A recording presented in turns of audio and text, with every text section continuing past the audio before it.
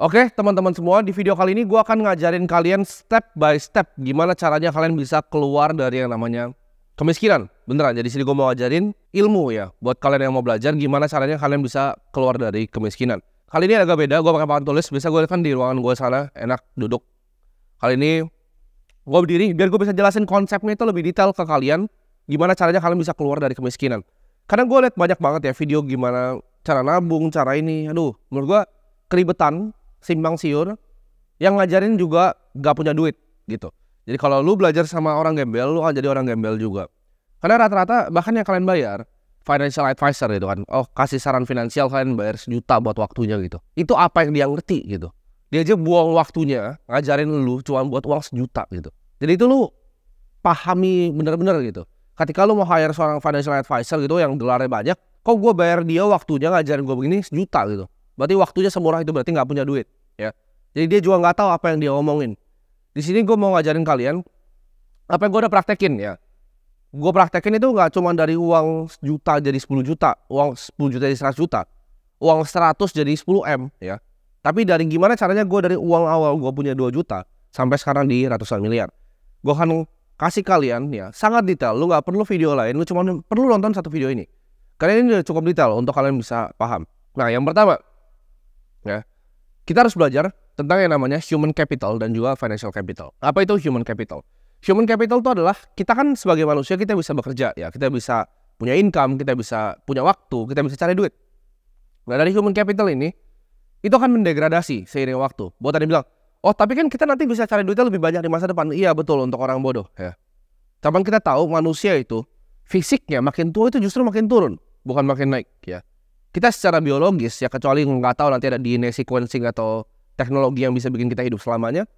Tapi selama kita masih mati di rata-rata Indonesia umur 71-74, ini akan degradasi ya. Jadi orang bilang kan, masa muda kalian happy-happy dulu, senang-senang dulu. Enggak, masa muda justru lu hajar yang kerja paling tinggi. Kenapa? Karena energi lu paling banyak, lu berpotensi untuk dapat duit juga paling banyak di masa muda. Nah, financial capital ini adalah apa? Financial capital ini adalah uang yang kita telah kumpulkan seumur hidup kita. Jadi ya itu, sesimpel itu. Jadi begitu human capital ini awalnya pasti tinggi karena kita masih muda, banyak energi, banyak waktu. Banyak yang salah kaprah ya. Kalian mikir, oke, gue punya uang 1 juta rupiah, ya kan? 1 juta rupiah gue mau pakai untuk investasi apa? Terus lu punya uang 10 juta nih bahkan ya. Lu hire advisor 1 juta gitu kan. Dia saranin lu 4 juta beli saham ini, 2 juta beli obligasi ini. Sisanya dana darurat. Itu lu goblok dan jadi miskin terus seumur hidup lu ya. Makanya ini step by step nih, gimana cara lo keluar dari kemiskinan ya. Financial capital, jangan, ini kalau misalnya lo masih mulai nih, ini umur 20 tahun di sini ya. Lo umur 20 tahun, ini pasti kecil. Jadi kalau lo cuma punya uang 1 juta, jangan fokus sama investasi. Ya. Fokus yang namanya, ini gue jelasin, namanya savings rate. Ya. Savings rate ini apa ya teman-teman? Savings rate, ini gue tulis S di sini. Ya. Rumusnya sangat sederhana, tapi ini rumus yang lo harus ingat. Ya, ini pokoknya uang di atas ini ya, biar gampang formulanya. Itu adalah uang yang lu tabung. Uang yang lu bisa tabung berapa? Misalnya, lu bisa tabung uang 5 juta ya. 5 juta setiap bulan. Total income lu berapa? Total income lu taruh di bawah, 20 juta ya, 20 juta. Nah, S-nya berapa ya? 5 juta dibagi 20 ya. Jadi lu dapat savings rate-nya 25%. Nah, ini bagus atau enggak? Bagus untuk orang rata-rata ya. Cuman tolonglah gitu, kalau lu punya income 20 juta ya, lu ternyata tabung 10 lah. Ini 25. Nah makanya balik lagi kan, orang selalu bilang, financial advisor selalu bilang, oh kalian targetin 10% yang kalian tabung dari kalian punya ini ya. Terus pakai acara lah 50-30-20, nggak perlu 50-30-20 itu semua nggak ada yang penting ya. 50 untuk biaya hidup, terus nih dia aja apa? 50-30-20 ya kan. 50 itu dipakai untuk biaya hidup, 30% dipakai untuk gaya hidup bahkan kan. Untuk senang-senang 20% ditabung gitu. Sekarang gue tanya lo, kalau income lu 1 miliar per bulan, 500 juta lu pakai buat apa di Indonesia? Nah terus 3 juta pakai senang-senang, 22 juta lu tabung. Itu formula orang tolol, makanya miskin semua yang ngajarin itu. Gak bisa gitu, gak bisa pakai begitu cara mikirnya ya. Kita akan pakai namanya nanti spending cap. Jadi spendingnya yang kita cap. Karena kan ini rumus di atas ini adalah total pendapatan kita dikurang total pengeluaran kita. Dapat kita 5 juta di sini ya. Jadi kalian paham angkanya 25% ini. Ini penting. Kalau orang ngajarinnya 20%, 15%, gue ngajarinnya 80 ya. Ini angkanya, sweet spot nih. Ya, Pareto 80-20. 80%. Bare minimum. Lu kalau mau dengerin omongan gue mau jadi kaya, bare minimum. Kenapa? Karena begitu human capital kita lagi tinggi, kita harus tembak semuanya ke bawah. Biar financial capital kita ketemu ini. Nah, ini rata-rata di Indonesia atau di dunia itu di angka 65 ketemu. Ketika titik ini ketemu, ya, lu pensiun. Financial capital lu bisa nge-support semua biaya hidup lu. Dan lu gak usah pernah kerja lagi karena human capital lu nih di umur 74 nih mati nih, degradasi di sini. Lu udah koit gitu. Ini cepat-cepat naikin ke 80%. Mumpung lu masih bisa kerja, mumpung lu masih bisa bikin duit. Jadi, kalau misalnya uang lu 10 juta, yang lu investasikan berapa? 8 juta. Terus, oh tapi gue biaya hidup gini, lu kebanyakan gaya. Ya, gue kasih tau lu kebanyakan gaya. Gue masih naik ya mobil Ford Fiesta. Rekening gue isinya miliaran, bos. Ya. Orang kayak anak-anak seumuran gue itu umur 18 tahun, ya 19 tahun. Itu pasti udah aneh-aneh langsung ganti. Ya. Gue bahkan beli Audi aja mobil gue itu di saat aset gue udah berlebih, ya. Bahkan di saat aset gue udah hampir puluhan miliar, gue baru beli Porsche Cayman gitu. Jadi gue nggak tiba-tiba langsung beli barang. Ya. Mungkin banyak yang kira gue spendingnya banyak. Kenapa? Karena gue udah nyampe di sini, bos. Setelah gue mau spending apa juga uang gue udah nggak bisa habis gitu. Gue udah bisa pensiun bahkan. Ya, gue nggak usah bikin video-video gini ngajarin anak kayak kalian gitu. Nggak penting buat gue. Kita balik lagi. 80% ini capnya ya. Terserah lu mau dengerin atau enggak. Cuma lu percaya gue, angkanya itu sweet spotnya 80. Apapun yang lu bikin, lu tabung 80%. Oke? Ketika nanti lu degradasi, harusnya lu udah kena titik ini. Ketika lu udah mulai tua, lu harusnya kena titik ini. Nah, financial capital ini kita build dari awal. Sekarang pertanyaannya kan, gimana cara mempercepat financial capital naik biar ketemu? Bener kan? Karena average-nya di 65. Gimana cara kita tarik mundur nih? Ya. Jadi umur 30. Enak kan? 30 lu bebas. Cara tarik mundur adalah apa? Dengan permainan ini. Ya. Financial capitalnya. Sekarang kita udah belajar human capital. Gimana caranya tambahin human capital? Gampang. Kerja lebih keras pakai otak gitu. Income-nya gedein ya kalau lu kerja nih. Makanya gue gak pernah saranin. Oh lu keluar dari pekerjaan lu full time di trading apa gitu. Lu jadi orang miskin, bos. Ya. Lu kerja aja ya. Baik-baik sama bos lu. Lu kalau misalnya next ada, makanya gue gak suka. Ada orang ngajarin kayak begini, suka ngerendahin orang yang kerja gitu. Gak ada salahnya jadi orang yang kerja ya. Malah kerja itu jadi lu punya bantalan. Lu kerja, ya kan lu kerja yang bener. Lu cari side hustle. Lu jualan barang kayak, lu bikin apa kayak di samping ya. Jangan samain financial capital sebagai human capital. Ini orang banyak yang tolol gitu ya. Ini dua hal berbeda. Human capital lu pisahin, financial capital lu pisahin. Nah sekarang gimana cara kita grow financial capital? Karena human capital lu cari udah banyak lah. Itu intinya satu. Kalau human capital itu cuma satu. Kata-katanya skill nih. Nah dah. Lu miskin, lu gak punya skill. Ya lu gak penting berarti. Lu mau naikin level misalnya duit lu, ya lu naikin levelnya. Misalnya di sini ada kamera itu kan. Lu mau naikin level lu, ya naikin skill videografinya. Gitu kan. Simple. Hidup itu cuma skill. Literal cuma skill. Ya. Makin tinggi skill lu, ya lu makin besar dapat uang.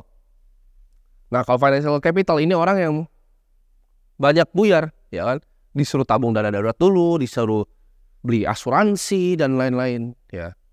Nanti itu gue bisa buka panjang dan lebar ya tentang itu semua, teman, bukan di video ini. Tapi nanti gue akan sharing. Ada beberapa jebakan yang akan bikin kalian gak akan grow ini, ya. Karena jadi kalau kalian pernah cari-cari ya ada di salah satu materi CFA level 3, yaitu ada konsep yang namanya single concentrated asset class position. Artinya apa? Satu posisi yang sangat terkonsentrasi. Jadi kalau lu mau bikin kekayaan, lu boleh diversifikasi. Jadi orang banyak yang salah nih. Mereka diversifikasi pas masih 10 juta gitu. 5 juta ditaruh di saham, ya kan? 2 juta ditaruh misalnya di Bitcoin, 3 juta ditaruh di reksadana pasar uang.